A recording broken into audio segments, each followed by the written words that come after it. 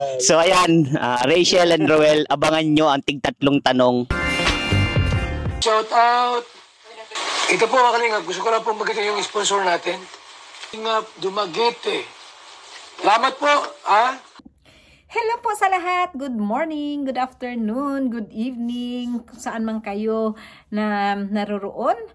Sana'y nasa mabuting kalagayan kayong lahat. So ngayon po, ang ating reaction po ay tungkol po ito kay Tatay Awi at kay Tatay Raysan. Ayan po. So ito po ay nakuha po natin sa upload po ni Vincent Calieda. Ayan po. So panuorin po natin ang buong video dahil ito ay napaka-serious talking ito. So ayan po. Ito po yung tanong ni Vincent sa tatay ni Ruel kay Tatay Awi po. Panuorin po natin. Ayon ka po ba na kay Rachel na ikasal para sa anak niyo? Anong gusto niya pwede na, dapat na, kung kailangan na, siyempre kami, support na kami. Ano naman?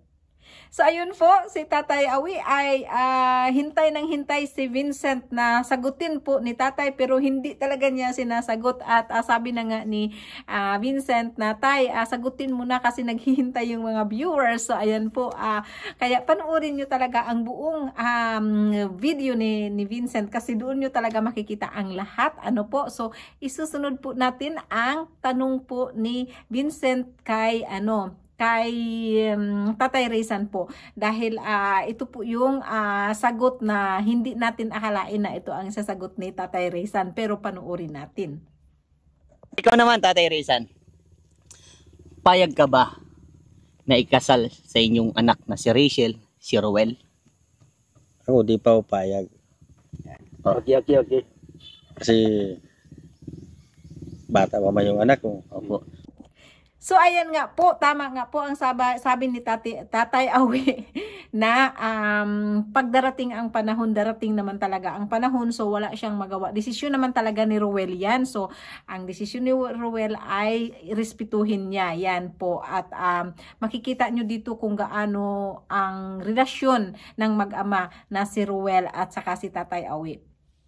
At ang sagot naman nung nakita nyo din ang sagot ni Tatay Raysan, so tama nga naman, hindi pa siya papayag na ikakasal si Rachel dahil totoo nga naman, bata pa.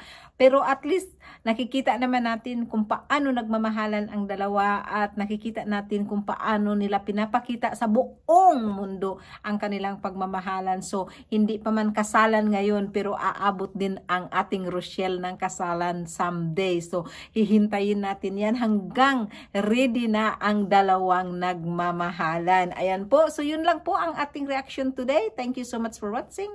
God bless and I love you all.